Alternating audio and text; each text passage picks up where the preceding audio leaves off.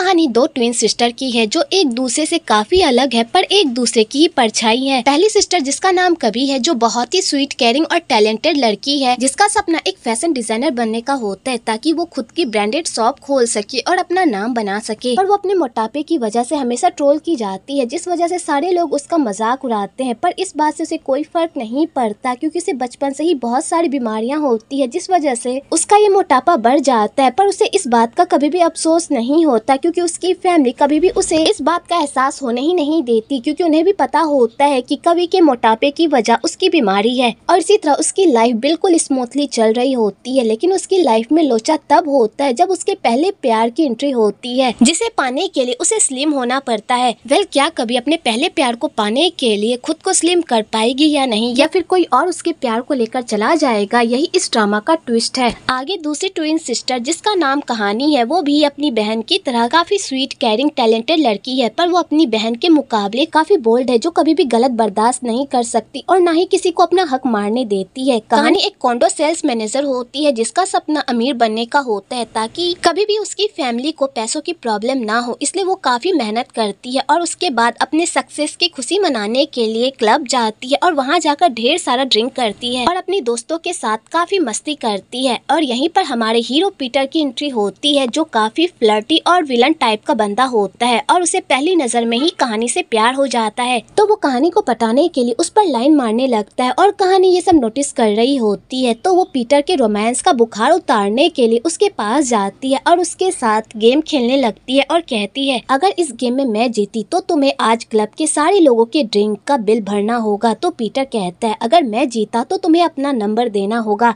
मंजूर है। आगे वो दोनों ही गेम खेलने लगते हैं। तो कहानी अपना शॉट अच्छे से मारती है और जब पीटर की बारी आती है तो वो उसे अपनी सेक्सी अदाओं से डिस्ट्रैक्ट करने की कोशिश करती है जिससे बेचारा हार जाता है और कहानी जीत जाती है। तो बेचारा पीटर ये सब देखकर स्माइल करता है क्योंकि अगर इतनी आसानी से हीरोइन उसके हाथ में आ जाएगी तो फिर कहानी में ट्विस्ट कैसे आएगा। और डील के अनुसार पीटर को पूरे क्लब का बिल भरना पड़ता है। अगली सुबह कहानी सोकर उठती है तो उसके सर में काफी दर्द रहता है। तो कवि कहती है ये तो होना ही था, तुम जब भी कोई अपार्टमेंट बेचती हो तो उसकी सक्सेस की खुशियां मनाने के लिए क्लब चली जाती हो और वहां जाकर खूब ड्रिंक करती हो और अगली सुबह तुम्हारी ऐसी हालत हो जाती है। अगर तुम इतना ड्रिंक करोगी तो तुम्हारा लीवर खराब हो जाएगा, कम से कम अपनी सेहत के बारे में तो सोचो। तो कहानी कहती है तुम्हें नहीं पता लेकिन ये सब करना पड़ता है, अगर पैसे कमाने हैं तो हमें उन लोगों को खुश करना ही पड़ेगा वरना हम लोग भूखे मर जाएंगे। तो उन दोनों की आंटी कहती है भूखे मरे हमारे दुश्मन, और मेरी भतीजी को क्यों कोई बीमारी होगी, अगर हमें पैसों की कमी हुई ना तो मैं अपने जेवरात बेच दूंगी और उससे अपनी भतीजी का पालन पोषण करूंगी, इसलिए तुम लोग फिक्र मत करो। कि तभी उधर से वाइन आती है और कवि को बताती है कि तुमने जो यंग डिजाइनर कंपटीशन में भाग लिया था उसमें तुम सिलेक्ट हो गई हो। तो कवि और उसकी फैमिली जैसे ये खुशखबरी सुनते हैं तो उनकी खुशी का तो कोई ठिकाना ही नहीं रहता और वो पागलों की तरह नाचने गाने लगते हैं। लेकिन तभी वाइन कवि को बताती है कि इस साल इस कंपटीशन का जज कोई और नहीं बल्कि तुला है। तो कवि जैसे ही तुला का नाम सुनती है वो पूरी तरह से हाइपर हो जाती है और कहती है तुला जज नहीं हो सकता, अगर वो जज रहा तो मैं पार्टिसिपेट ही नहीं कर पाऊंगी, प्लीज उसे जज मत बनने दो वाइन, प्लीज उसे किसी तरह इस कंपटीशन से हटा दो। तो वाइन कहती है मैं ऐसा नहीं कर सकती। तो कवि जैसे ये बात सुनती है तो वो काफी परेशान हो जाती है। एक्चुअली तुला कोई और नहीं बल्कि कवि का पहला प्यार होता है। कि तभी एक पास्ट की स्टोरी दिखाई जाती है जब स्कूल में कुछ लड़के कवि को बुली कर रहे होते हैं, तभी वहाँ पर तुला आकर कवि को बचाता है और उन लड़कों को डांट फटकार कर वहाँ से भगा देता है। तो यहाँ पर कवि को पहली नजर में ही तुला से प्यार हो जाता है क्योंकि तुला काफी काइंड नेचर का होता है और यही बात कवि के दिल को छू जाती है, इसलिए वो तुला से अपने प्यार का इजहार करने के लिए उसके डेस्क पर एक बुके रखती है, वो भी कार्ड के साथ। लेकिन तभी वहाँ पर वही बच्चे फिर से आ जाते हैं और वो फिर से कवि को परेशान करने लगते हैं और उसे ये टॉन्ट मारने लगते हैं कि उस जैसी मोटी लड़की से कोई भी प्यार नहीं कर सकता, इस दुनिया का कोई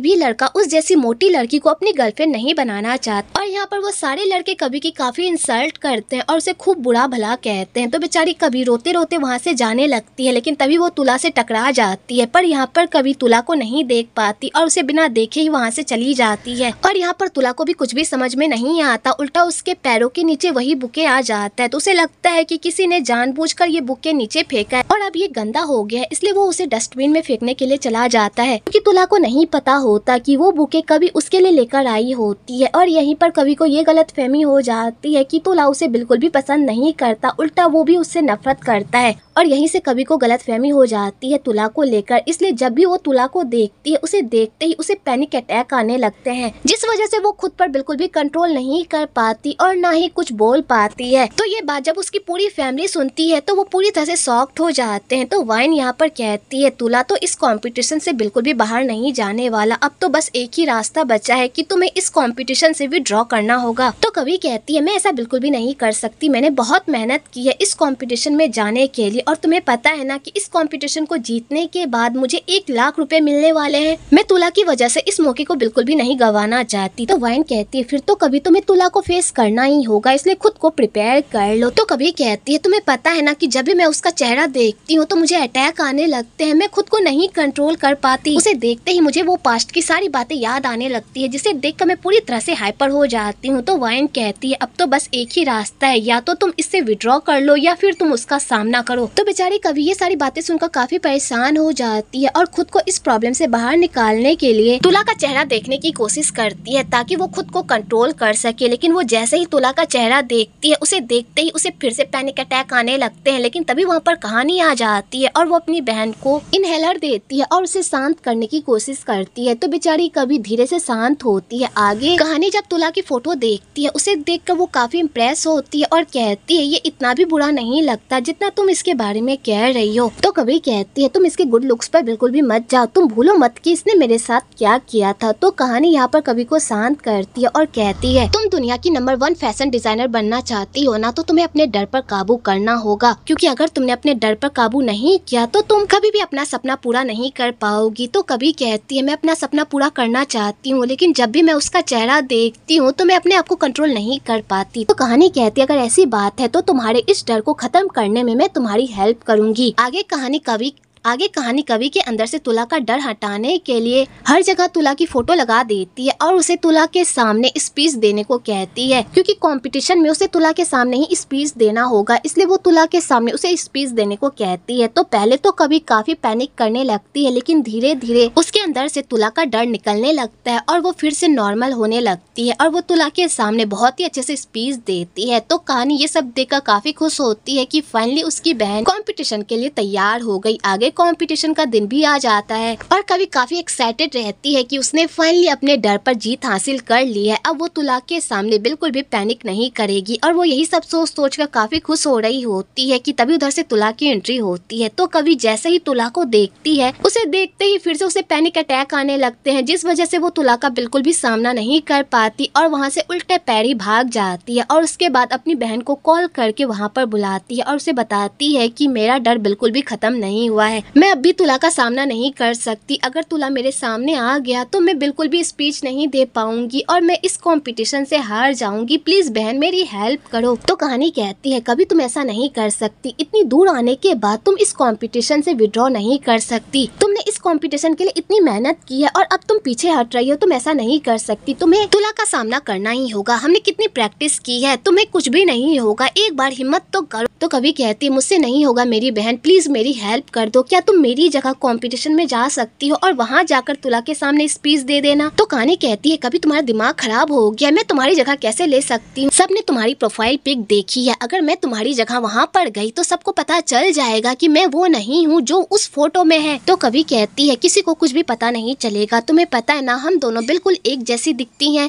अगर मैं पतली हो जाऊँ तो मैं बिल्कुल तुम्हारी तरह दिखूंगी, और वैसे भी वो फोटो तो 3 महीने पुरानी है, तो तुम सारे जज के सामने ये कह देना कि 3 महीने पहले तुम बीमार हो गई थी जिस वजह से तुम पतली हो गई और किसी को भी कोई शक नहीं होगा, प्लीज बहन मेरी इतनी हेल्प कर दो। तो कहानी कहती है तुम्हारा दिमाग पूरी तरह से खराब हो गया, तुम चाहती हो कि मैं पूरी दुनिया के सामने झूठ बोलूं, मुझसे ये नहीं होगा। तो कवि कहती है तुम तो ऐसे बात कर रही हो कि जैसे तुमने अपनी लाइफ में कभी झूठ बोला ही नहीं है, तुम भी तो अपने अपार्टमेंट को बेचने के लिए कस्टमर से झूठ बोलती हो ना, तो क्या तुम अपनी बहन के लिए इतना नहीं कर सकती, और वैसे भी मैं तुम्हें ये सब फ्री में करने को नहीं कह रही, मैं तुम्हें इसके बदले 25,000 रुपए दूंगी, प्लीज मेरे लिए इतना कर दो, और वैसे भी मैं तुम्हें फोन के जरिए से सारी चीजें बताती रहूंगी ना, तो तुम्हें कोई प्रॉब्लम नहीं होगी। तो बेचारी कहानी के पास कोई ऑप्शन नहीं बचता, क्योंकि उसे किसी भी कीमत पर अपनी बहन की हेल्प करनी ही पड़ती है, इसलिए वो कहती है मैं 25,000 नहीं लूंगी बल्कि 50,000 लूंगी, अगर तुम दोगी तो ही मैं करूंगी, फिर कवि कहती है ठीक है माँ, मैं तुम्हें 50,000 दे दूंगी, बस मेरे लिए ये काम कर दो। तो बेचारी कवि हामी भर देती है, लेकिन पर बेचारी काफी नर्वस रहती है कि पता नहीं वो ये कंपटीशन कैसे संभालेगी। अगर उससे कोई गड़बड़ी हो गई तो वो पूरी तरह से इन सब में फंस जाएगी। और बेचारी यही सब सोच कर अपना दिमाग खा रही होती है कि तभी उधर से पीटर की एंट्री होती है। तो पीटर जब कहानी को देखता है, उसे देखकर वो काफी खुश हो जाता है और यहाँ पर फिर से वो कहानी के साथ फ्लर्ट करने लगता है और कहता है तुम डिजाइनर हो, क्या बात है, वैसे तुम्हें पता है ये हमारी तीसरी मुलाकात है, और जब कोई आदमी तीसरी बार ऐसे अनजाने में टकरा जाता है तो तुम्हें पता है उसे हम क्या कहते हैं, उसे हम किस्मत कहते हैं। देखो हमारी किस्मत हम दोनों को एक दूसरे से मिलाना चाहती है। तो कहानी कहती है मैं अभी इन सब के मूड में बिल्कुल भी नहीं हूँ, क्या तुम मुझे अकेला छोड़ सकते हो।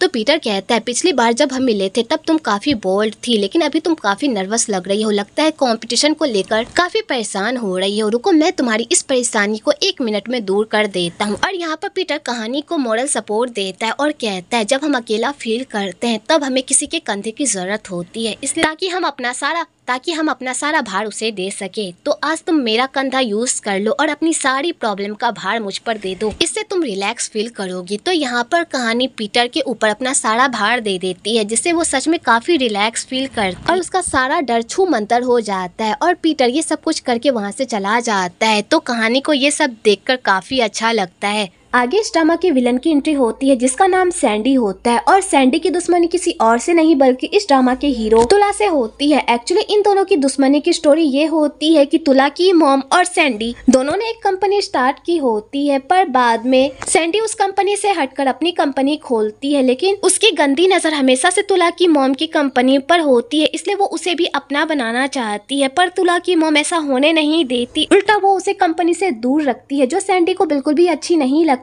इसलिए तुला की मॉम के मरने के बाद सैंडी उस कंपनी को हथियाने के नए नए तरीके अपनाती है, पर तुला यहाँ पर अपनी आंटी के एक भी पैतरे को कामयाब होने नहीं देता, उल्टा उस कंपनी को पकड़ कर रखता है क्योंकि वो उसकी मॉम की आखिरी निशानी होती है और वो मरते दम तक उस कंपनी को सलामत रखना चाहता है जैसा उसकी मॉम चाहती थी। आगे कंपटीशन स्टार्ट हो जाता है तो कवि और कहानी दोनों मिलकर इस कंपटीशन को बहुत ही अच्छे से करते हैं और उनकी मेहनत रंग लाती है और वही लोग ये कंपटीशन जीतते हैं और किसी को भी ये बात पता नहीं चलती कि सामने जो खड़ी होकर स्पीच दे रही है वो लड़की कवि नहीं बल्कि कहानी है। तो यहाँ पर कहानी जब तुला को देखती है तो उसे पहली नजर में ही तुला पसंद आ जाता है क्योंकि तुला काफी हैंडसम होता है और कहानी का दिल तुला के हैंडसम चेहरे पर आ जाता है। आगे पीटर और तुला का सीन दिखाया जाता है जहाँ पर ये दोनों पुराने दोस्त एक दूसरे को टसन दिखा रहे होते हैं क्योंकि पीटर तुला को बिल्कुल भी पसंद नहीं करता, वो भी स्कूल टाइम से, क्योंकि तुला उसे हमेशा मात देकर आगे निकल जाया करता था और पीटर हमेशा सेकंड पोजीशन पे रह जाया करता था जो पीटर को बिल्कुल भी पसंद नहीं होता था और इसी बात की उसे हमेशा तुला से जेलसी होती थी और वो हमेशा तुला को नीचा दिखाने की और उसे पीछे छोड़ने की जिद में रहता था।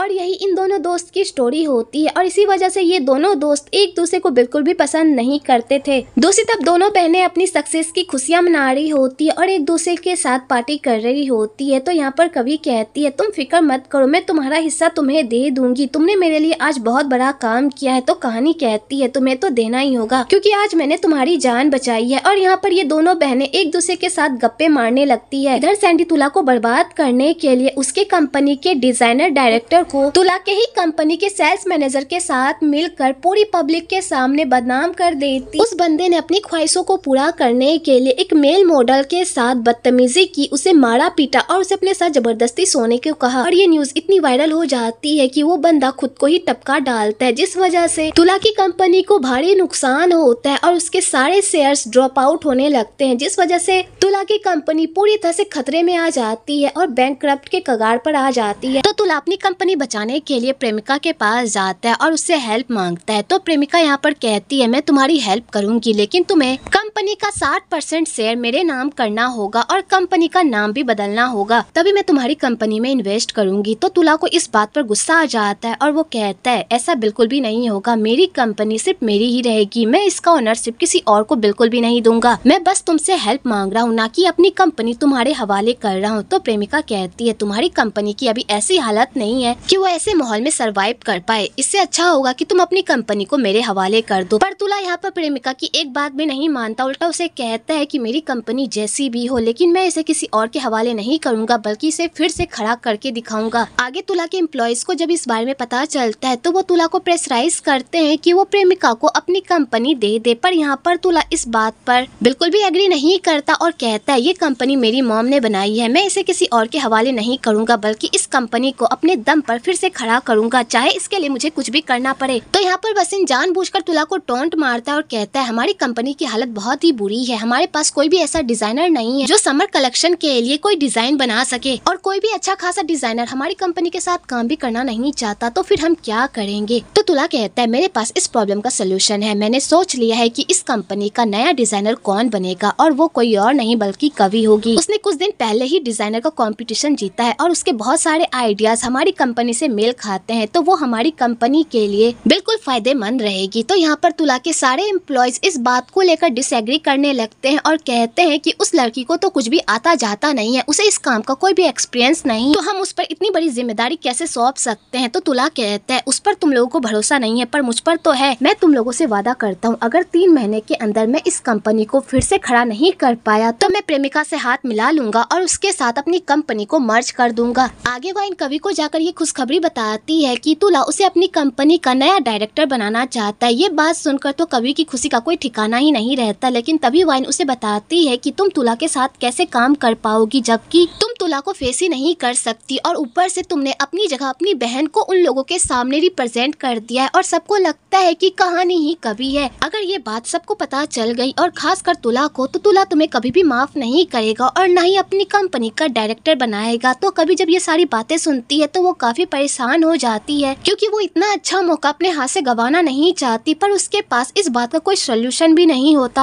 आगे कवि और तुला की मुलाकात अचानक लिफ्ट में हो जाती है, तो कवि जैसे ही तुला को देखती है उसे देखते ही वो वहाँ से भागने लगती है, पर तुला उसके पीछे जाता है क्योंकि कवि का एक सामान छूट गया होता है। तो यहाँ पर कवि जब तुला को देखती है तो उसे बिल्कुल भी पैनिक अटैक नहीं आता बल्कि वो तुला से नॉर्मली बात कर पाती है, जिसे देखकर तो उसकी खुशी का कोई ठिकाना ही नहीं रहता क्योंकि फाइनली उसका डर छूमंतर हो गया होता है और वो तुला को अच्छे से फेस कर पा रही होती है। आगे कवि ये खुशखबरी जाकर अपनी पूरी फैमिली को देती है, तो कहानी कहती है भले ही तुम्हारा ये डर चला गया हो लेकिन तुम अभी भी तुला के सामने नहीं जा सकती क्योंकि तुला को लगता है कि मैं कवि हूँ। अगर तुम कवि बनकर तुला के सामने गई तो तुम्हारा भंडा फूट जाएगा और तुम्हारे हाथ से ये मौका चला जाएगा। इससे अच्छा है कि तुम इस मौके को अपने हाथ से जाने दो। तो कवि इस मौके को अपने हाथ से जाने देना नहीं चाहती, इसलिए वो अपनी बहन से हेल्प मांगती है और कहती है प्लीज तुम मेरी हेल्प कर दो, क्या तुम मेरी जगह तुला के पास इंटरव्यू देने के लिए जाओगी। तो कहानी ये बात सुनकर पूरी तरह से बौखला जाती है और वो इस बात पर बिल्कुल भी एग्री नहीं करती और कहती है पिछली बार मैंने तुम्हारी हेल्प कर दी थी लेकिन अब मैं तुम्हारी हेल्प बिल्कुल भी नहीं करूंगी, मेरी भी लाइफ है, मेरे भी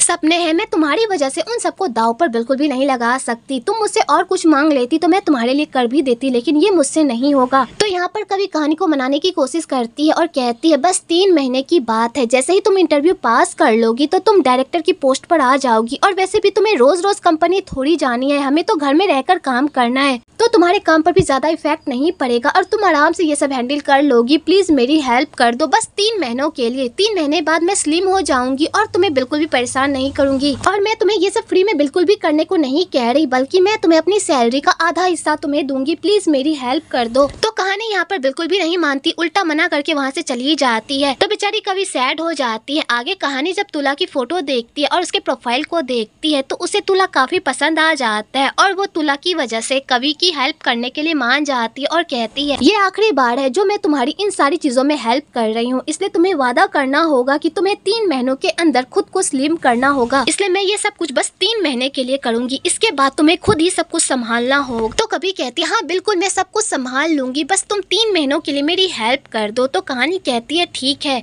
आगे तुला कवि को इंटरव्यू के लिए बुलाता है पर कवि की जगह कहानी इंटरव्यू पर जाती है क्योंकि कवि ने अपने आप को तुला के सामने इस तरह प्रेजेंट किया होता है जिस वजह से तुला को ये लगता है कि कहानी ही कवि है। आगे तुला कहानी का बहुत ही अच्छे से इंटरव्यू लेता है। तो यहाँ पर कवि फोन की मदद से तुला के सारे क्वेश्चन का आंसर इतने अच्छे से देती है कि तुला काफी खुश हो जाता है और वो कहता है तुम बिल्कुल टैलेंटेड हो और मेरी कंपनी के लायक भी हो, इसलिए मैं तुम्हें पहले ही बता दूं ये काम बहुत ही जिम्मेदारी वाला है, इसलिए 3 महीनों के अंदर तुम्हें खुद को साबित करना होगा कि तुम मेरी कंपनी के लायक हो और मेरी कंपनी को आगे बढ़ा सकती हो। इसलिए तुम्हें ये काम बहुत ही अच्छे से करना होगा क्योंकि अब मेरी पूरी कंपनी की जिम्मेदारी तुम पर है। तो कहानी कहती है अगर मैं ये जिम्मेदारी अच्छे से नहीं निभा पाई और तुम्हारे टारगेट को नहीं पूरा कर पाया तो फिर मेरे साथ क्या होगा। तो तुला कहता है अगर तुमने कंपनी का टारगेट अच्छे से पूरा नहीं किया तो फिर तुम्हें कंपनी से बाहर निकाल दिया जाएगा। तो कहानी जैसे ये बात सुनती है वो पूरी तरह से शॉक्ड हो जाती है। तो इधर कवि कहानी को कहती है तुम इसकी टेंशन मत लो और उसे बोलो कि मैं सब कुछ अच्छे से मैनेज कर लूंगी। तो कहानी कवि के कहे अनुसार तुला को कह देती है कि तुम फिक्र मत करो, मैं तुम्हारी कंपनी का टारगेट अच्छे से पूरा करूंगी और तुम्हारी कंपनी को बिल्कुल भी डूबने नहीं दूंगी। तो तुला ये बात सुनकर बहुत ही खुश हो जाता है। आगे कवि घर आती है तो उसे काफी टेंशन हो रही होती है कि पता नहीं वो ये सारी जिम्मेदारी कैसे संभाल पाएगी, क्योंकि अगर उसने 3 महीनों के अंदर कंपनी का टारगेट पूरा नहीं किया तो कंपनी पूरी तरह से बर्बाद हो जाएगी और उसे भी काम से बाहर निकाल दिया जाएगा। तो यहाँ पर कवि कहानी को शांत करती है और कहती है तुम उसकी फिक्र मत करो, मैं सब कुछ मैनेज कर लूंगी।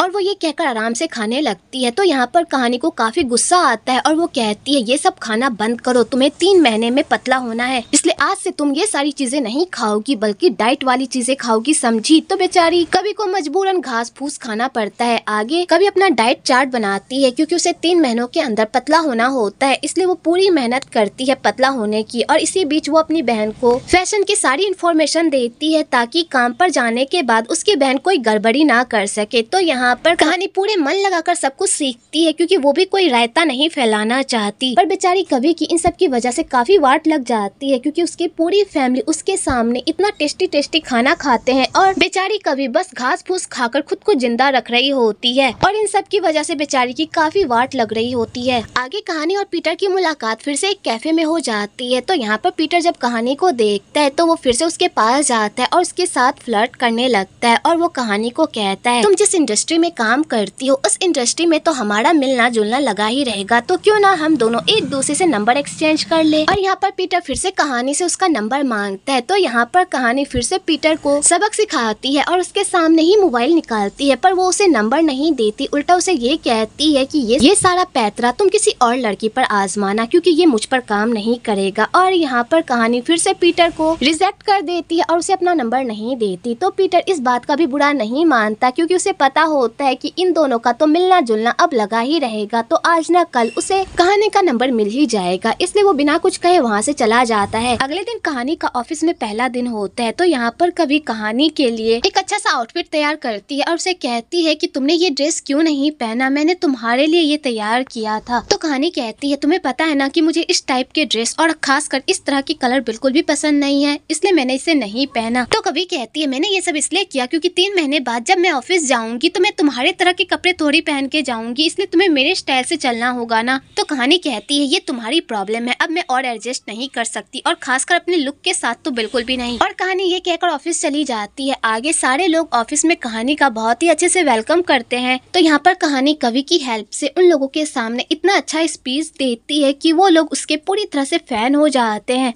तो यहाँ पर तुला कहानी को कहता है तुम्हें जल्द से जल्द एक अच्छा सा आउटफिट तैयार करना होगा ताकि PNY कंपनी हमारी आउटफिट को थाई ब्रांड के तौर पर लॉन्च कर सके। उसके बाद वाइन कहानी को सारे कलीग से मिलवाने के लिए जाती है। तो यहाँ पर सारे कलीग कहानी से मिलकर काफी खुश होते हैं और उसकी काफी तारीफ करते हैं क्योंकि उन लोगों को कहानी का डिजाइन काफी पसंद आया होता है और वो लोग कहानी से बहुत कुछ सीखना भी चाहते। पर मिंत्रा को कहानी बिल्कुल भी पसंद नहीं होती क्योंकि वो चाहती थी तुला उसे क्रिएटिव डायरेक्टर बनाए ना कि कहानी को। पर तुला ने ऐसा नहीं किया होता क्योंकि उसे मिंत्रा में वो बात नहीं दिखाई देती जो उसे कहानी में दिखाई देती है, इसलिए वो कहानी को क्रिएटिव डायरेक्टर बनाता है ना कि मिंत्रा को। और यही बात मिंत्रा को बिल्कुल भी हजम नहीं होती और वो कहानी से बिना मतलब के ही उलझने लगती है और उसे बुरा भला कहने लगती है कि वो यहाँ पर अपनी काबिलियत के दम पर नहीं बल्कि कनेक्शन के दम पर आई है। तो कहानी को ये सारी बातें सुनकर काफी गुस्सा आता है और वो कहती है तुम इस तरह की बकवास बातें ही कर सकती हो क्योंकि अगर तुम्हारे अंदर वो काबिलियत होती तो तुला तुम्हें क्रिएटिव डायरेक्टर बनाता ना कि मुझे, पर शायद तुम्हारे अंदर वो बात ही नहीं थी जिस वजह से तुला ने तुम्हें डायरेक्टर नहीं बनाया। तो इस बात पर मिंत्रा को काफी गुस्सा आता है और वो कहानी के ऊपर गर्मा गर्म कॉफी फेंक देती है और उसके बाद ऐसा प्रिटेंड करती है कि जैसे उसे अनजाने में ये सब हो गया। तो कहानी को मिंत्रा पर काफी गुस्सा आता जाता है कि तभी उधर से तुला भी आ जाता है और वो ये सब देख लेता है और वो कहानी से पूछता है ये सब क्या हो रहा है, तुम्हारे ऊपर कॉफी कैसे गिर गई। तो यहाँ पर मिंत्रा तुला के सामने ऐसी एक्टिंग करने लगती है कि जैसे उससे अनजाने में ये सब हो गया। तो यहाँ पर कहानी भी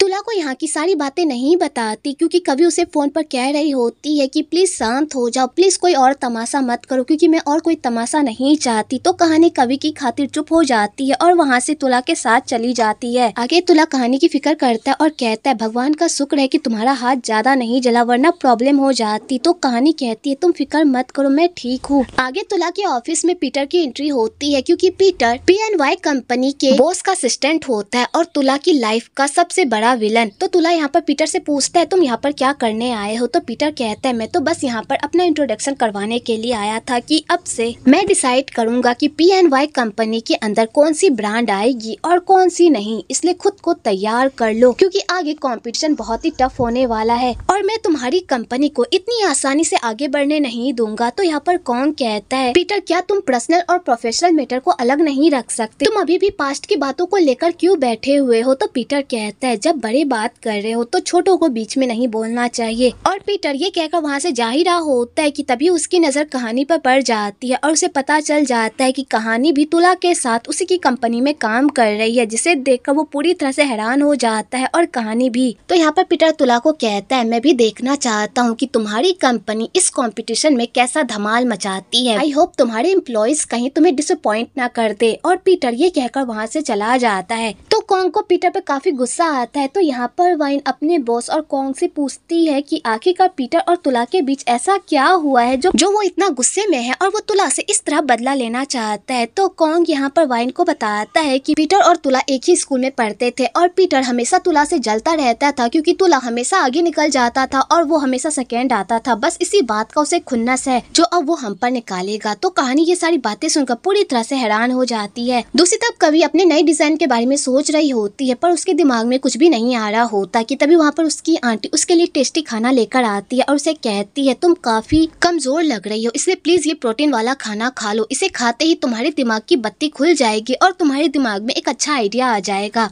तो कभी ये सुनकर खुश हो जाती है और वो खुशी से खाना खाने ही वाली होती है कि तभी उसे याद आता है कि वो तो डाइट पर है, तो वो इस तरह के खाने नहीं खा सकती। और वो अपनी आंटी को कहती है आंटी आप ये क्या कर रही हैं, आपको पता है ना कि मैं डाइट पर हूँ और मैं इस तरह के खाने नहीं खा सकती, तो फिर आप इस तरह के खाने मेरे सामने लेकर क्यों आ रही हैं। तो आंटी कहती है तुम्हें अपनी सेहत का भी ख्याल रखना होगा, डाइट के चक्कर में तुम खुद को बीमार नहीं कर सकती, तुम्हें पता है ना कि तुम्हें कितनी बीमारियां हैं। तो कवि कहती है आंटी आप उसकी फिक्र मत कीजिए, मैं अपना बहुत ही अच्छे से ख्याल रखूंगी। और कवि ये कहकर जॉगिंग करने के लिए बाहर चली जाती है। आगे कभी जॉगिंग कर रही होती है कि तभी उसका पैर लड़खड़ा जाता है और वो गिरने वाली होती है। तो वो सीधा जाकर तुला के ऊपर गिर जाती है और वो तुला को देखकर उसके ऊपर बेहोश भी हो जाती है। तो तुला ये सब देखकर परेशान हो जाता है और 2-3 बंदों के हेल्प से कवि को बेंच पर बिठाता है और उसके बाद कवि के होश में आने का इंतजार करता है। आगे कवि को होश आ जाता है। तो यहाँ पर कवि तुला से माफी मांगती है। तो तुला कहता है इसमें तुम्हारी कोई गलती नहीं है, तुम्हारा पैर लड़खड़ा गया था इसलिए तुम गिर गई थी। और यहाँ पर ये दोनों एक दूसरे से ढेर सारी बातें करते हैं और उसके बाद तुला कवि को बाय कहकर वहाँ से चला जाता है। आगे कवि को रियलाइज होता है कि वो बिना खाने के नहीं रह सकती, इसलिए वो अपने फेवरेट रेस्टोरेंट में जाती है और वहाँ जाकर जम के खाने ऑर्डर करती है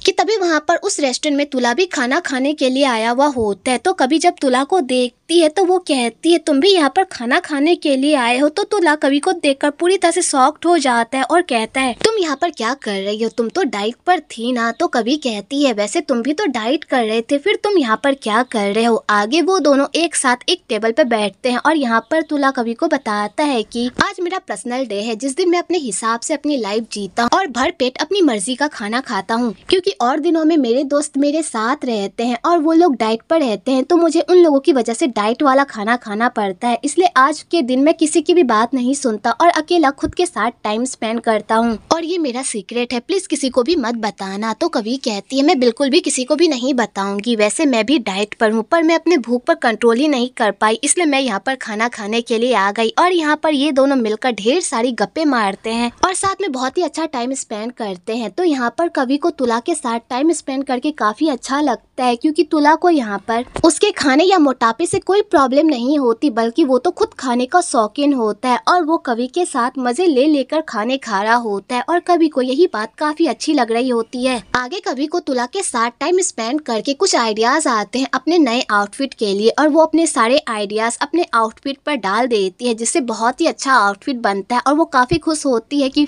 फाइनली उसने समर कलेक्शन का आउटफिट तैयार कर लिया है। अगले दिन कवि कहानी के साथ मिलकर अपने आउटफिट को पूरे ऑफिस के सामने बताती है, तो सारे ऑफिस वालों को वो आउटफिट काफी पसंद आता है, खासकर तुला को। और तुला कहता है तुमने बहुत ही अच्छा कलेक्शन बनाया है, इस कलेक्शन से तो हमारी कंपनी जरूर आगे बढ़ेगी। आगे वसीम इस डिजाइन को सैंडी के पास बेचने के लिए अपने बंदे को आधी रात में ऑफिस भेजता है, जहाँ पर उसका बंदा उस डिजाइन की कॉपी करता है और वहाँ से जा ही रहा होता है, लेकिन तभी वहाँ पर कॉन्ग आ जाता है और वो उस बंदे को देख लेता है। तो वो उस बंदे को पकड़ने की कोशिश करता है, पर वो बंदा उल्टा उसे ही घायल करके वहाँ से भाग जाता है और अपने बॉस को कॉल करके कहता है कि मैंने डिजाइन की कॉपी कर ली है, और वो ये सारा कारनामा करके वहाँ से चला जाता है। आगे तुला को जब इस बारे में पता चलता है तो तुला इसकी सारी जांच करवाता है, लेकिन ऑफिस से ऐसा कुछ भी चोरी नहीं हुआ होता, जिस वजह से उसे कोई भी सबूत नहीं मिलता उन लोगों के खिलाफ। तो उसे लगता है कि शायद ये सारा कारनामा सैंडी ने ही करवाया होगा उसे बर्बाद करने के लिए। आगे तुला और कवि फिर से एक दूसरे से मिलते हैं और यहाँ पर फिर से ये दोनों दबाकर खाना खाते हैं, क्योंकि तुला जब भी कवि के साथ होता है वो बिल्कुल टेंशन फ्री हो जाता है और उसकी लाइफ बिल्कुल नॉर्मल हो जाती है और उसे कल की भी फिक्र नहीं होती, बल्कि वो कवि के साथ बहुत ही रिलैक्स फील करता है, इसलिए वो कवि के साथ ज्यादा से ज्यादा टाइम स्पेंड करता है। आगे उन दोनों का खाना हो जाता है तो तुला कहता है चलो मैं तुम्हें घर छोड़ देता हूँ, तो कवि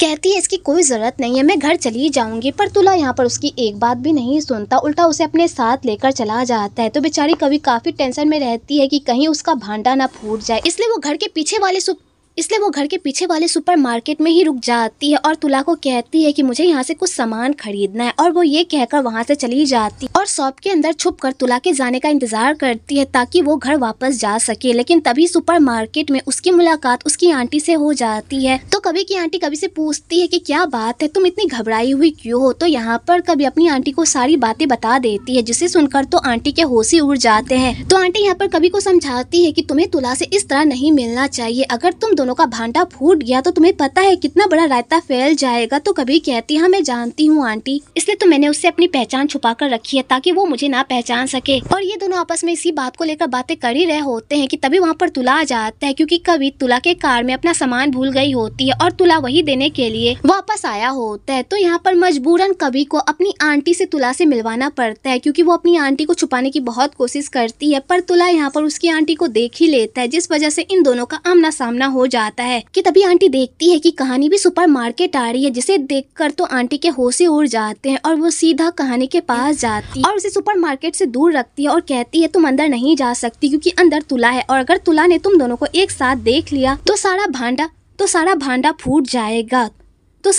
फूट जाएगा। तो कहानी जैसे ये सुनती है कि तुला कवि के साथ है तो ये बात उसे बिल्कुल भी अच्छी नहीं लगती। आगे कवि घर आती है तो यहाँ पर कहानी कवि को खूब डांटती है और कहती है तुम्हें पता है ना कि अगर तुला को पता चल गया कि हम दोनों जुड़वा बहनें हैं और हम दोनों मिलकर उसे ठग रहे हैं तो उसे कितना बुरा लगेगा, ऊपर से वो हमें काम से निकाल देगा। क्या तुम ये चाहती हो कि हमारा सीक्रेट उसके सामने आ जाए और हमारा काम तमाम हो जाए। तो कवि कहती है मैं ऐसा नहीं चाहती, मैं जानबूझकर उससे नहीं मिली थी, हम दोनों की मुलाकात ऐसे ही हो गई थी। तो कहानी कहती है जो भी हो, अगर तुम चाहती हो कि हमारा भांडा ना फूटे तो तुम तुला से नहीं मिलोगी आज के बाद, लेकिन अगर तुम उससे दोबारा मिली तो याद रखना मैं तुम्हारी हेल्प नहीं करूंगी। तो कवि कहती है मैं तुमसे वादा करती हूँ मैं आज के बाद तुला से नहीं मिलूंगी। तो कहानी कहती है ठीक है, और वो ये कहकर वहाँ से चली जाती है और बेचारी कवि काफी सैड हो जाती है। अगले दिन तुला कवि को कॉल करता है और उसे अपने साथ आर्ट गैलरी जाने को कहता है और उसके बाद उसे अपने साथ डिनर पर भी इनवाइट करता है, पर कवि इस बार जाने से इनकार कर देती है क्योंकि उसने कहानी को प्रॉमिस किया होता है, इसलिए वो काम का बहाना बनाकर उसके साथ डिनर पर जाने से इनकार कर देती है। तो तुला को ये सारी बातें काफी बुरी लगती है, पर बेचारा चाह कर भी कुछ भी नहीं कर पाता और उसे अकेले ही आर्ट गैलरी जाना पड़ता है और बेचारा सैड होकर वहाँ की सारी पेंटिंग देख रहा होता है कि तभी उसकी नजर कहानी पर पड़ जाती है जो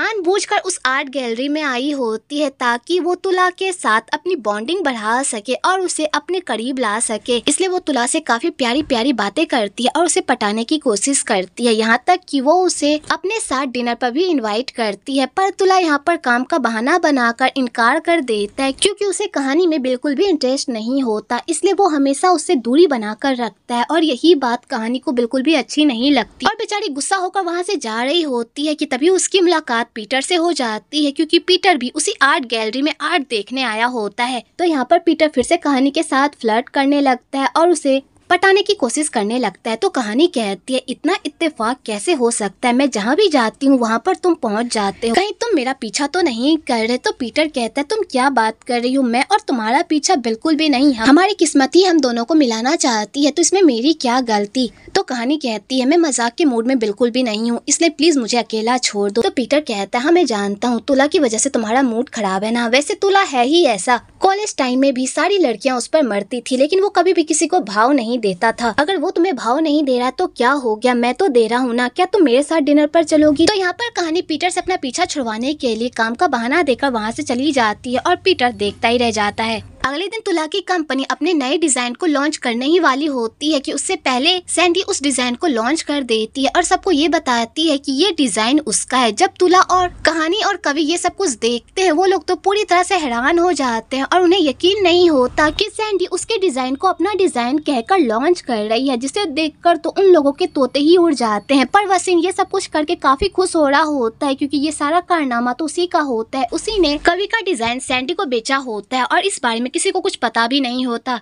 आगे तुला अपनी पूरी टीम के साथ सैंडी के ऑफिस जाता है और वहां जाकर सैंडी को कहता है कि तुमने हमारा डिजाइन चोरी किया है और हमारे पास इस बात का सबूत है, इसलिए चुपचाप हमारा डिजाइन हमें वापस कर दो वरना तुम्हारे लिए बिल्कुल भी ठीक नहीं होगा। तो यहाँ पर सैंडी इस बात को मानने से इनकार कर देती है, उल्टा तुला को कहती है कि तुम मुझ पर इतना घटिया इल्जाम कैसे लगा सकते हो, तुम्हें लगता है कि मैंने तुम्हारी डिजाइन को कॉपी किया है, तुम्हारा दिमाग तो खराब नहीं हो गया, मैंने तुम्हारी डिजाइन को कॉपी नहीं किया है बल्कि मेरे डिजाइनर ने ये डिजाइन बनाई है और हम इस डिजाइन पर बहुत दिनों से मेहनत कर रहे हैं, तो तुम इसे अपना डिजाइन कैसे कह सकते हो। तुम्हें पता है तुम्हारी इस हरकत की वजह से मैं तुम पर और तुम्हारी कंपनी पर केस भी कर सकती हूँ। तो तुला कहता है वो तो मैं करूँगा तुम पर, लेकिन उससे पहले मैं तुम्हारे डिजाइन को देखना चाहता हूँ क्योंकि हमारे डिजाइन में कुछ ऐसे नोट्स थे जिससे हम पता लगा सकते हैं कि वो डिजाइन हमारी थी। तो सैंडी कहती है अगर तुम यही चाहते हो तो ऐसा ही सही, तुम जाकर डिजाइन देख लो, तुम्हें पता चल जाएगा कि वो सारे डिजाइन मेरे थे। आगे वो लोग सारे डिजाइन को चेक करते हैं तो उन्हें ऐसा कुछ भी नहीं मिलता जिससे वो लोग ये साबित कर सके कि ये डिजाइन उन लोगों की है, क्योंकि नैन्सी ने यहाँ पर इतनी चालाकी से सारा काम किया होता है कि किसी को भी नैन्सी के कारनामे के बारे में कुछ भी पता नहीं चलता। पर तुला को यहाँ पर पूरा यकीन होता है कि नैन्सी ने जानबूझकर ये सारे सबूत मिटाए हैं, इसलिए वो कहता है तुमने जानबूझकर ये सारे सबूत मिटाए ना ताकि तुम हमारे डिजाइन को अपना डिजाइन बता सको, लेकिन याद रखना मैं तुम्हें इतनी आसानी से जाने नहीं दूंगा। तो नैन्सी कहती है सारे सबूत तुम्हारे सामने है, अभी तुम्हें यकीन नहीं हो रहा कि ये सारे डिजाइन हमारी कंपनी के हैं, फिर भी तुम हम पर इल्जाम लगा रहे हो। अगर तुम इसी तरह हमारी कंपनी पर इल्जाम लगाते रहे तो हमें तुम्हारे खिलाफ एक्शन लेना होगा। अगर तुम चाहते हो कि ये मामला आराम से दब जाए तो यहाँ से चुपचाप चले जाओ, वरना इस कारनामे के लिए मैं तुम पर और तुम्हारी कंपनी पर ऐसा केस ठोकूंगी जिससे तुम्हारी कंपनी पूरी तरह से बर्बाद हो जाएगी और तुम्हारे पास एक भूटी कौड़ी भी नहीं बचेगी। इसलिए तुम्हारी बेहतरी इसी में है कि तुम यहाँ से चुपचाप चले जाओ। तो बेचारा तुला चुपचाप वहाँ से चला जाता है क्योंकि उसके पास कोई भी सबूत नहीं होता नैन्सी के खिलाफ और नैन्सी ये सारा कारनामा करके काफी खुश हो रही होती है। आगे तुला का लॉयर तुला को बताता है कि अगर हम नैन्सी के खिलाफ केस कर भी दे तो भी हम नहीं जीत पाएंगे क्योंकि हमारे पास उसके खिलाफ ऐसा कोई भी सबूत नहीं है जिससे हम ये प्रूफ कर सके कि वो डिजाइन हमारी है। इसलिए सैंडी पर केस करके कोई फायदा नहीं है, उल्टा इससे हमारा ही नुकसान होगा। तो यहाँ पर कौन कहता है लॉयर बिल्कुल ठीक कह रहा है, अगर हम कोर्ट कचहरी के चक्कर में पड़े तो हमारा काफी समय का नुकसान होगा और पैसों का भी। इससे अच्छा है कि हम इस मामले को यहीं पर छोड़कर आगे बढ़े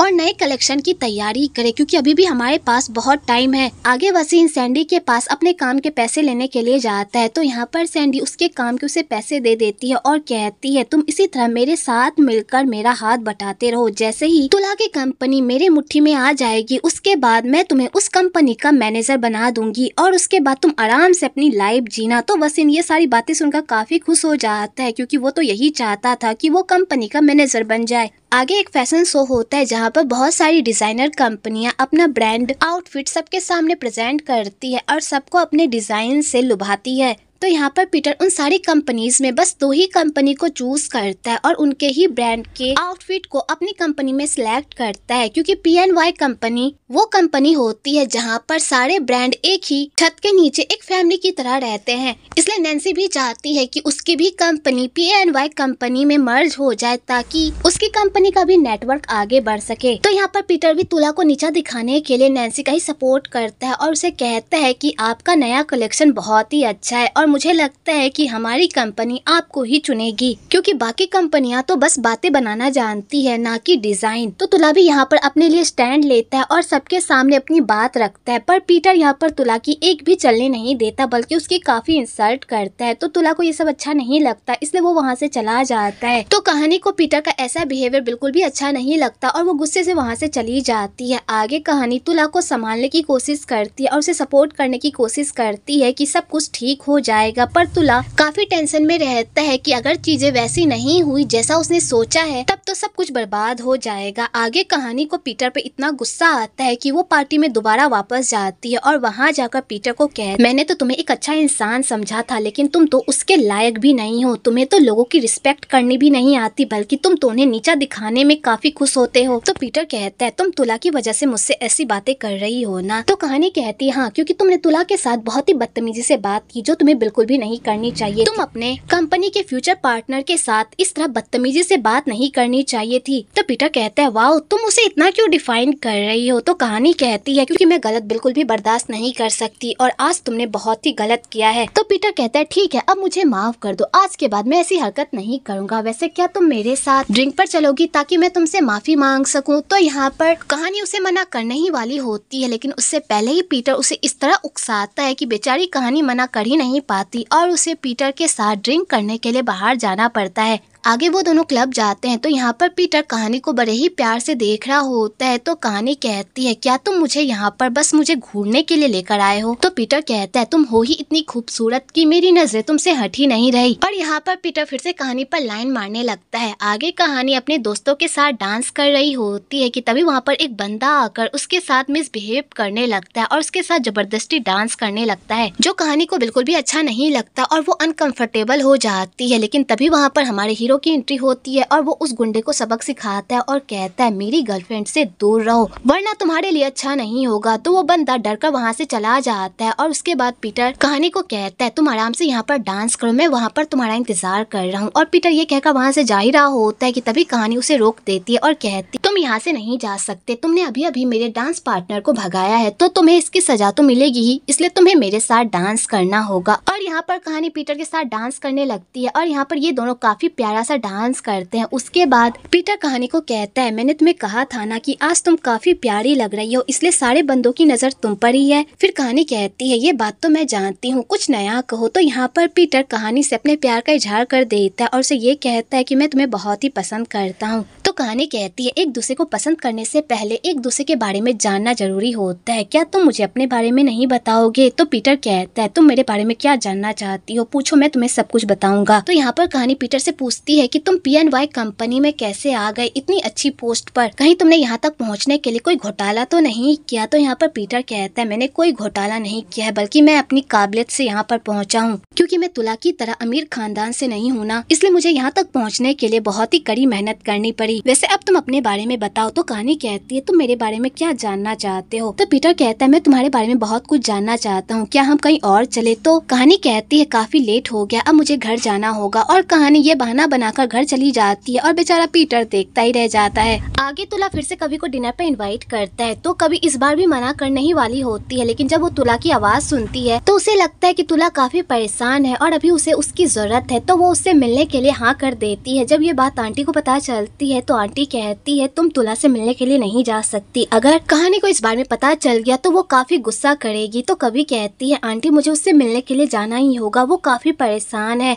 और मैं उसे ऐसे हाल में अकेला नहीं छोड़ सकती, इसलिए मुझे उससे मिलने के लिए जाना होगा। और वो ये कहकर वहाँ से चली जाती है। आगे वो दोनों साथ में डिनर करते हैं और ढेर सारी बातें करते हैं। तो यहाँ पर तुला कवि के फेस को देखकर कहता है तुम्हारा फेस बिल्कुल मेरी कंपनी के क्रिएटिव डायरेक्टर कहानी से मिलता है, तुम दोनों बिल्कुल हूबहू दिखती हो। ये बात सुनकर तो कवि के होश ही उड़ जाते हैं और उसका खाना हलक में अटक जाता है और उसे टेंशन होने लगती है कि कहीं तुला ने उसे पहचान तो नहीं लिया। तो तुला कहता है तुम परेशान क्यों हो रही हो, मैं तो बस ऐसे ही बातें कह रहा था। कि तभी वहाँ पर तुला के एक दोस्त की एंट्री हो जाती है जो तुला से बात करने की कोशिश करता है, पर तुला उससे बिल्कुल भी बात नहीं करता बल्कि उसे अपना गुस्सा दिखाता है क्योंकि उसके दोस्त ने एक बार उससे झूठ बोला होता है और उसे धोखा दिया होता है, जिस वजह से तुला उससे काफी नाराज रहता है, उससे बात भी करना नहीं चाहता, यहाँ तक कि वो उसकी शक्ल भी देखना नहीं चाहता क्योंकि तुला को झूठ बिल्कुल भी पसंद नहीं होता और उसे झूठ बोलने वाले लोगों से सख्त नफरत होती है। तो कभी जब ये सारी चीजें सुनती है तो वो काफी परेशान हो जाती है और वो सोचती जब उसकी सच्चाई तुला के सामने आएगी तो तुला किस तरह रिएक्ट करेगा, क्या वो उसे भी इतनी ही बेदर्दी से अपनी लाइफ से बाहर निकाल देगा। और बेचारी कभी यही सारी बातें सोच सोच कर काफी परेशान हो रही होती है।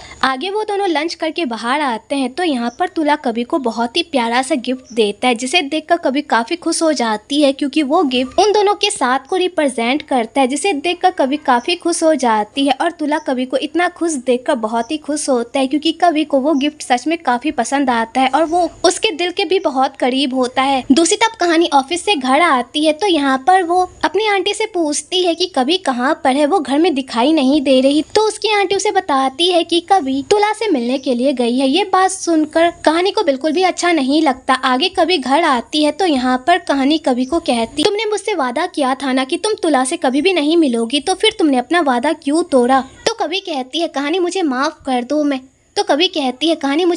कर दो, मैंने तुम्हारा वादा तोड़ा, लेकिन मैंने ऐसा कुछ भी नहीं किया जिससे हम पकड़े जाए या तुला को हमारी सच्चाई का पता चल सके। मैंने तुला को अपना झूठा नाम बताया है, इसलिए उसे कभी भी हमारे बारे में पता नहीं चल पाएगा, प्लीज मेरा यकीन करो। तो कहानी कहती है मैंने इस वजह से तुम्हें तुला से मिलने के लिए नहीं रोका था, बल्कि इसलिए रोका था क्योंकि मैं तुला को लेकर काफी पॉजिटिव हूँ, क्योंकि मैं उसे पसंद करने लगी हूँ, वो बिल्कुल मेरे टाइप का बंदा है। तो कभी जैसे ये बात सुनती वो पूरी तरह से शॉक्ड हो जाती है और अपनी बहन को बताती है कि वो भी तुला को पसंद करती है, वो भी स्कूल टाइम से। ये बात सुनकर तो कहानी के भी होश उड़ जाते हैं और वो कहती है तुमने ये बात मुझे पहले क्यों नहीं बताई, हम दोनों ने डिसाइड किया था ना कि हम कभी भी कोई भी सीक्रेट नहीं छुपाएंगे, तो फिर तुमने इतनी बड़ी बात मुझसे कैसे छुपाई। तो कभी कहती है मुझे माफ कर दो, लेकिन मैं तुला को बहुत पसंद करती हूँ तुमसे भी पहले, इसलिए मैं तुला पर गिव अप नहीं कर सकती। तो कहानी कहती है मैं भी तुला को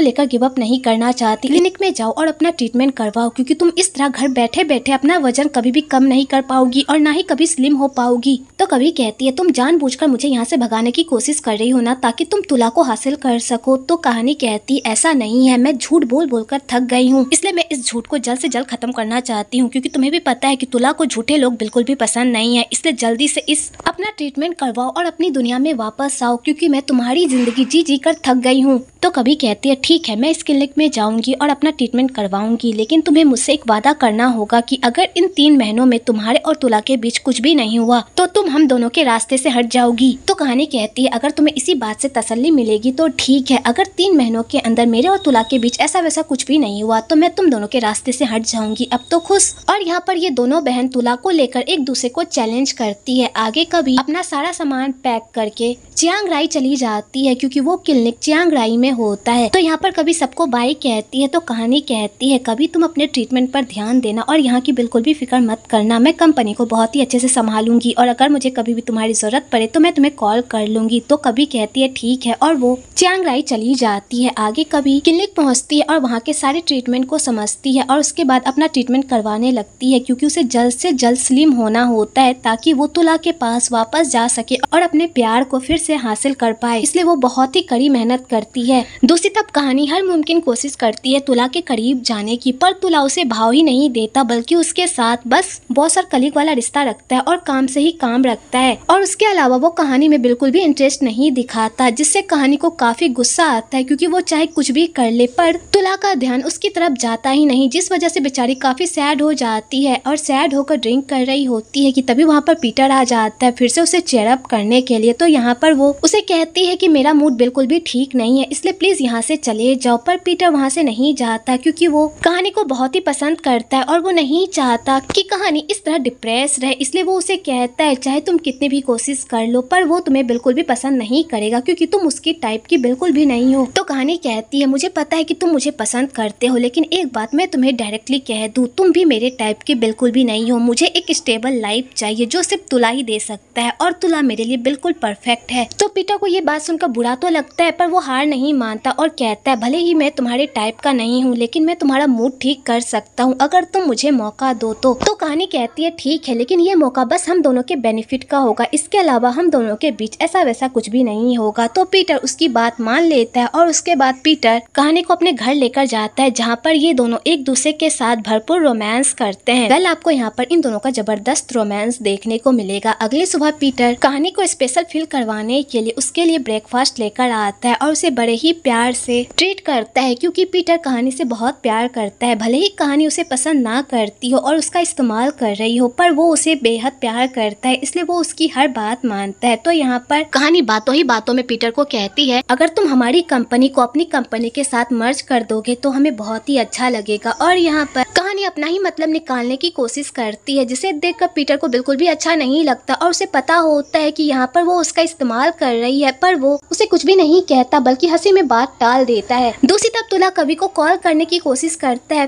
दूसरी तरफ तुला कवि को बार बार कॉल करता है, पर कभी उसका फोन ही नहीं उठाती, जिस वजह से तुला काफी परेशान हो जाता है और वो कवि का पता लगाने के लिए उसके घर पर पहुंच जाता है। तो आंटी जब तुला को घर के पास देखती है वो पूरी तरह से शॉक्ड हो जाती है और वो सीधा कहानी को कॉल करती है और उसे बताती है कि तुला यहाँ पर आया है और वो कवि के बारे में पूछ रहा है, अब मैं क्या करूँ। तो कहानी ये बात सुनकर पूरी तरह से हैरान हो जाती है और वो तुला को घर से दूर रखने के लिए अपनी आंटी को कहती है कि वो तुला को ये कह दे कि कवि यहाँ से कहीं और शिफ्ट हो गई है। तो आंटी कहती है क्या तुला से इस तरह झूठ बोलना ठीक होगा। तो कहानी कहती है अगर हम तुला को इस तरह की बातें नहीं बोलेंगे तो वो बार बार यहाँ पर आएगा और कवि के बारे में पूछेगा, फिर हम क्या करेंगे। तो यहाँ पर आंटी कहानी के कहे अनुसार तुला को बता देती है कि कवि यहाँ से कहीं और शिफ्ट हो गई है, जिसे सुनकर तुला को काफी बुरा लगता है और बेचारा सैड होकर वहाँ से चला जाता है। दूसरी तरफ वसीम पूरे ऑफिस में कहानी के नए डिजाइन के बारे में पता लगाने की कोशिश करता है, पर उसे कहीं से भी ऐसा सुराग नहीं मिलता जिससे वो कहानी के डिजाइन के बारे में पता लगा सके और उसे फिर से नैन्सी के पास बेच सके, क्योंकि कहानी यहाँ पर वसीम को अपना डिजाइन बिल्कुल भी नहीं दिखाती। उल्टा यहाँ पर तुला भी कहानी का ही साइड लेता है और वो कहता है कि पिछली बार हमने सबको डिजाइन दिखाकर बहुत बड़ी गलती कर दी थी, जिस वजह से हमारा डिजाइन कॉपी हो गया था, इसलिए इस बार हम ऐसी गलती नहीं करेंगे। ये डिजाइन तभी सबके सामने आएगा जब इसका टाइम आएगा, उससे पहले इस डिजाइन के बारे में किसी को कुछ भी पता नहीं चलेगा। तो बेचारा वसीम गुस्से से वहाँ से चला जाता है और उसे काफी गुस्सा आ रहा होता है तुला पर, क्योंकि तुला इस बार कुछ ज्यादा ही चालाक बन रहा होता है, जिस वजह से उसके हाथ कुछ भी नहीं लग रहा होता। आगे वो दिन भी आ जाता है जिस दिन कहानी पूरे ऑफिस को अपना डिजाइन दिखाती है और सबको बताती है कि उसने ये डिजाइन किससे इंस्पायर होकर बनाया है। जब सारा स्टाफ वो डिजाइन देखता है तो वो लोग काफी खुश होते हैं, क्योंकि वो डिजाइन सच में काफी लाजवाब होता है। पर वसीम का ये सब देखकर काफी मूड खराब हो रहा होता है, क्योंकि अब वो चाहकर भी ये डिजाइन चोरी नहीं कर सकता और ना ही नैन्सी को बेच सकता है। आगे कभी फिर से तुला को पटाने की कोशिश करती है और उसे एक प्यारा सा पेन गिफ्ट करती है, वो भी उसके नाम का। तो तुला उस पेन को देखकर खुश तो होता है, पर उस पेन से उसका कुछ ज्यादा अटैचमेंट नहीं होता और ना ही कहानी की तरफ उसका कुछ ज्यादा अटैचमेंट होता है। वो बस यहाँ पर बॉस और एम्प्लॉय वाला ही रिश्ता निभा रहा होता है, क्योंकि कहानी कितनी भी कोशिश कर ले पर वो तुला के दिल में अपने लिए जगह बिल्कुल भी नहीं बना पा रही होती। दूसरी तरफ वाइन यहाँ की सारी खबरें कवि को दे रही होती है और उसे बता रही होती है कि उसकी बहन तुला को पटाने के लिए नए नए पैतरे आजमा रही है, जिसे सुनकर तो कवि का पारा हाई हो जाता है और वो स्लिम होने के लिए कुछ ज्यादा ही प्रैक्टिस करने लगती है, क्योंकि वो अपने प्यार को अपनी बहन के हाथों बिल्कुल भी हार नहीं नहीं सकती, इसलिए वो जान से भी ज्यादा मेहनत करने लगती है स्लिम होने के लिए। आगे तुला का लॉयर तुला को बताता है कि अगर हम नैन्सी के खिलाफ केस कर भी दे तो भी हम नहीं जीत पाएंगे, क्योंकि हमारे पास उसके खिलाफ ऐसा कोई भी सबूत नहीं है जिससे हम ये प्रूव कर सके कि वो डिजाइन हमारी है। इसलिए सैंडी पर केस करके कोई फायदा नहीं है, उल्टा इससे हमारा ही नुकसान होगा। तो यहाँ पर कॉन्ग कहता है लॉयर बिल्कुल ठीक कह रहा है, अगर हम कोर्ट कचहरी के चक्कर में पड़े तो हमारा काफी समय का नुकसान होगा और पैसों का भी। इससे अच्छा है कि हम इस मामले को यहीं पर छोड़कर आगे बढ़े और नए कलेक्शन की तैयारी करें, क्योंकि अभी भी हमारे पास बहुत टाइम है। आगे वसीम सैंडी के पास अपने काम के पैसे लेने के लिए जाता है, तो यहाँ पर सैंडी उसके काम के उसे पैसे दे देती है और कहती है तुम इसी तरह मेरे साथ मिलकर मेरा हाथ बटाते रहो। जैसे ही तुला की कंपनी मेरे मुट्ठी में आ जाएगी उसके बाद मैं तुम्हें उस कंपनी का मैनेजर बना दूंगी और उसके बाद तुम आराम से अपनी लाइफ जीना। तो वसीम ये सारी बातें सुनकर काफी खुश हो जाता है, क्योंकि वो तो यही चाहता था कि वो कंपनी का मैनेजर बन जाए। आगे एक फैशन शो होता है जहाँ पर बहुत सारी डिजाइनर कंपनियां अपना ब्रांड आउटफिट सबके सामने प्रेजेंट करती है और सबको अपने डिजाइन से लुभाती है। तो यहाँ पर पीटर उन सारी कंपनीज में बस 2 ही कंपनी को चूज करता है और उनके ही ब्रांड के आउटफिट को अपनी कंपनी में सिलेक्ट करता है, क्योंकि PNY कंपनी वो कंपनी होती है जहाँ पर सारे ब्रांड एक ही छत के नीचे एक फैमिली की तरह रहते हैं। इसलिए नैन्सी भी चाहती है कि उसकी भी कंपनी PNY कंपनी में मर्ज हो जाए ताकि उसकी कंपनी का भी नेटवर्क आगे बढ़ सके। तो यहाँ पर पीटर भी तुला को नीचा दिखाने के लिए नैन्सी का ही सपोर्ट करता है और उसे कहता है कि आपका नया कलेक्शन बहुत ही अच्छा है और मुझे लगता है कि हमारी कंपनी आपको ही चुनेगी, क्योंकि बाकी कंपनियां तो बस बातें बनाना जानती है ना कि डिजाइन। तो तुला भी यहाँ पर अपने लिए स्टैंड लेता है और सबके सामने अपनी बात रखता है, पर पीटर यहाँ पर तुला की एक भी चलने नहीं देता बल्कि उसकी काफी इंसल्ट करता है। तो तुला को ये सब अच्छा नहीं लगता, इसलिए वो वहाँ से चला जाता है। तो कहानी को पीटर का ऐसा बिहेवियर बिल्कुल भी अच्छा नहीं लगता और वो गुस्से से वहाँ से चली जाती है। आगे कहानी तुला को संभालने की कोशिश करती है और उसे सपोर्ट करने की कोशिश करती है कि सब कुछ ठीक हो जाएगा,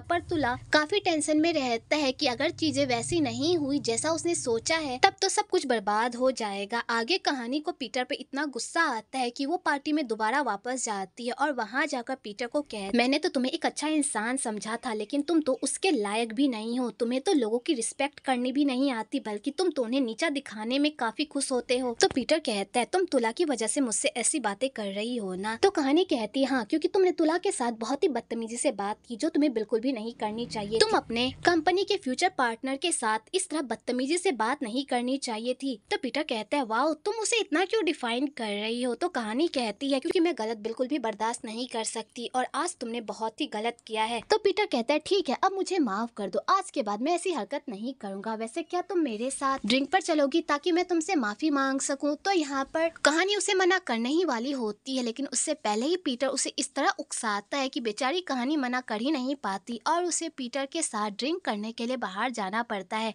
आगे वो दोनों क्लब जाते हैं, तो यहाँ पर पीटर कहानी को बड़े ही प्यार से देख रहा होता है। तो कहानी कहती है क्या तुम मुझे यहाँ पर बस मुझे घूरने के लिए लेकर आए हो। तो पीटर कहता है तुम हो ही इतनी खूबसूरत कि मेरी नजरें तुमसे हट ही नहीं रही। और यहाँ पर पीटर फिर से कहानी पर लाइन मारने लगता है। आगे कहानी अपने दोस्तों के साथ डांस कर रही होती है कि तभी वहाँ पर एक बंदा आकर उसके साथ मिसबिहेव करने लगता है और उसके साथ जबरदस्ती डांस करने लगता है, जो कहानी को बिल्कुल भी अच्छा नहीं लगता और वो अनकंफर्टेबल हो जाती है। लेकिन तभी वहाँ पर हमारे हीरो की एंट्री होती है और वो उस गुंडे को सबक सिखाता है और कहता है मेरी गर्लफ्रेंड से दूर रहो वरना तुम्हारे लिए अच्छा नहीं होगा। तो वो बंदा डरकर वहाँ से चला जाता है और उसके बाद पीटर कहानी को कहता है तुम आराम से यहाँ पर डांस करो, मैं वहाँ पर तुम्हारा इंतजार कर रहा हूँ। और पीटर ये कहकर वहाँ से जा ही रहा होता है कि तभी कहानी उसे रोक देती है और कहती तुम यहाँ से नहीं जा सकते, तुमने अभी अभी मेरे डांस पार्टनर को भगाया है तो तुम्हें इसकी सजा तो मिलेगी ही, इसलिए तुम्हें मेरे साथ डांस करना होगा। और यहाँ पर कहानी पीटर के साथ डांस करने लगती है और यहाँ पर ये दोनों काफी प्यारा सा डांस करते हैं। उसके बाद पीटर कहानी को कहता है मैंने तुम्हें कहा था ना कि आज तुम काफी प्यारी लग रही हो, इसलिए सारे बंदों की नजर तुम पर ही है। फिर कहानी कहती है ये बात तो मैं जानती हूँ, कुछ नया कहो। तो यहाँ पर पीटर कहानी से अपने प्यार का इजहार कर देता है और उसे ये कहता है कि मैं तुम्हें बहुत ही पसंद करता हूँ। तो कहानी कहती है एक दूसरे को पसंद करने से पहले एक दूसरे के बारे में जानना जरूरी होता है, क्या तुम मुझे अपने बारे में नहीं बताओगे। तो पीटर कहता है तुम मेरे बारे में क्या जानना चाहती हो, पूछो मैं तुम्हें सब कुछ बताऊंगा। तो यहाँ पर कहानी पीटर से पूछती कहती है कि तुम PNY कंपनी में कैसे आ गए इतनी अच्छी पोस्ट पर, कहीं तुमने यहाँ तक पहुँचने के लिए कोई घोटाला तो नहीं किया। तो यहाँ पर पीटर कहता है मैंने कोई घोटाला नहीं किया है, बल्कि मैं अपनी काबिलियत से यहाँ पर पहुँचा हूँ, क्योंकि मैं तुला की तरह अमीर खानदान से नहीं हूँ ना, इसलिए मुझे यहाँ तक पहुँचने के लिए बहुत ही कड़ी मेहनत करनी पड़ी। वैसे अब तुम अपने बारे में बताओ। तो कहानी कहती है तुम मेरे बारे में क्या जानना चाहते हो। तो पीटर कहता है मैं तुम्हारे बारे में बहुत कुछ जानना चाहता हूँ, क्या हम कहीं और चले। तो कहानी कहती है काफी लेट हो गया, अब मुझे घर जाना होगा। और कहानी ये बहाना बनाकर घर चली जाती है और बेचारा पीटर देखता ही रह जाता है। आगे तुला फिर से कवि को डिनर पे इनवाइट करता है, तो कवि इस बार भी मना करने ही वाली होती है, लेकिन जब वो तुला की आवाज सुनती है तो उसे लगता है कि तुला काफी परेशान है और अभी उसे उसकी जरूरत है, तो वो उससे मिलने के लिए हाँ कर देती है। जब ये बात आंटी को पता चलती है तो आंटी कहती है तुम तुला से मिलने के लिए नहीं जा सकती, अगर कहानी को इस बारे में पता चल गया तो वो काफी गुस्सा करेगी। तो कवि कहती है आंटी मुझे उससे मिलने के लिए जाना ही होगा, वो काफी परेशान है और मैं उसे ऐसे हाल में अकेला नहीं छोड़ सकती, इसलिए मुझे उससे मिलने के लिए जाना होगा। और वो ये कहकर वहाँ से चली जाती है। आगे वो दोनों साथ में डिनर करते हैं और ढेर सारी बातें करते हैं। तो यहाँ पर तुला कवि के फेस को देखकर कहता है तुम्हारा फेस बिल्कुल मेरी कंपनी के क्रिएटिव डायरेक्टर कहानी से मिलता है, तुम दोनों बिल्कुल हूबहू दिखती हो। ये बात सुनकर तो कवि के होश ही उड़ जाते हैं और उसका खाना हलक में अटक जाता है और उसे टेंशन होने लगती है कि कहीं तुला ने उसे पहचान तो नहीं लिया। तो तुला कहता है तुम परेशान क्यों हो रही हो, मैं तो बस ऐसे ही बातें कह रहा था। कि तभी वहाँ पर तुला के एक दोस्त की एंट्री हो जाती है जो तुला से बात करने की कोशिश करता है, पर तुला उससे बिल्कुल भी बात नहीं करता, बल्कि उसे अपना गुस्सा दिखाता है, क्योंकि उसके दोस्त ने एक बार उससे झूठ बोला होता है और उसे धोखा दिया होता है, जिस वजह से तुला उससे काफी नाराज रहता है, उससे बात भी करना नहीं चाहता, यहाँ तक कि वो उसकी शक्ल भी देखना नहीं चाहता, क्योंकि तुला को झूठ बिल्कुल भी पसंद नहीं होता और उसे झूठ बोलने वाले लोगों से सख्त नफरत होती है। तो कभी जब ये सारी चीजें सुनती है तो वो काफी परेशान हो जाती है और वो सोचती जब उसकी सच्चाई तुला के सामने आएगी तो तुला किस तरह रिएक्ट करेगा, क्या वो उसे भी इतनी ही बेदर्दी से अपनी लाइफ से बाहर निकाल देगा। और बेचारी कवि यही सारी बातें सोच सोच कर काफी परेशान हो रही होती है। आगे वो दोनों लंच करके बाहर आते हैं तो यहाँ पर तुला कवि को बहुत ही प्यारा सा गिफ्ट देता है, जिसे देखकर कवि काफी खुश हो जाती है, क्योंकि वो गिफ्ट उन दोनों के साथ को रिप्रेजेंट करता है, जिसे देखकर कवि काफी खुश हो जाती है। और तुला कवि को इतना खुश देखकर बहुत ही खुश होता है, क्योंकि कवि को वो गिफ्ट सच में काफी पसंद आता है और वो उसके दिल के भी बहुत करीब होता है। दूसरी तरफ कहानी ऑफिस से घर आती है तो यहाँ पर वो अपनी आंटी से पूछती है कि कवि कहाँ पर है, वो घर में दिखाई नहीं दे रही। तो उसकी आंटी उसे बताती है कि कवि तुला से मिलने के लिए गई है। ये बात सुनकर कहानी को बिल्कुल भी अच्छा नहीं लगता। आगे कवि घर आती है तो यहाँ पर कहानी कवि को कहती तुमने मुझसे वादा किया था ना कि तुम तुला से कभी भी नहीं मिलोगी, तो फिर तुमने अपना वादा क्यों तोड़ा। तो कवि कहती है कहानी मुझे माफ कर दो। तो कवि कहती है कहानी मुझे माफ कर दो, मैंने तुम्हारा वादा तोड़ा, लेकिन मैंने ऐसा कुछ भी नहीं किया जिससे हम पकड़े जाए या तुला को हमारी सच्चाई का पता चल सके। मैंने तुला को अपना झूठा नाम बताया है, इसलिए उसे कभी भी हमारे बारे में पता नहीं चल पाएगा, प्लीज मेरा यकीन करो। तो कहानी कहती है मैंने इस वजह से तुम्हें तुला से मिलने के लिए नहीं रोका था, बल्कि इसलिए रोका था क्योंकि मैं तुला को लेकर काफी पॉजिटिव हूँ, क्योंकि मैं उसे पसंद करने लगी हूँ, वो बिल्कुल मेरे टाइप का बंदा है। तो कभी जैसे ये बात सुनती वो पूरी तरह से शॉक्ड हो जाती है और अपनी बहन को बताती है कि वो भी तुला को पसंद करती है, वो भी स्कूल टाइम से। ये बात सुनकर तो कहानी के भी होश उड़ जाते हैं और वो कहती है तुमने ये बात मुझे पहले क्यों नहीं बताई, हम दोनों ने डिसाइड किया था ना कि हम कभी भी कोई भी सीक्रेट नहीं छुपाएंगे, तो फिर तुमने इतनी बड़ी बात मुझसे कैसे छुपाई। तो कभी कहती है मुझे माफ कर दो, लेकिन मैं तुला को बहुत पसंद करती हूँ तुमसे भी पहले, इसलिए मैं तुला पर गिव अप नहीं कर सकती। तो कहानी कहती है मैं भी तुला को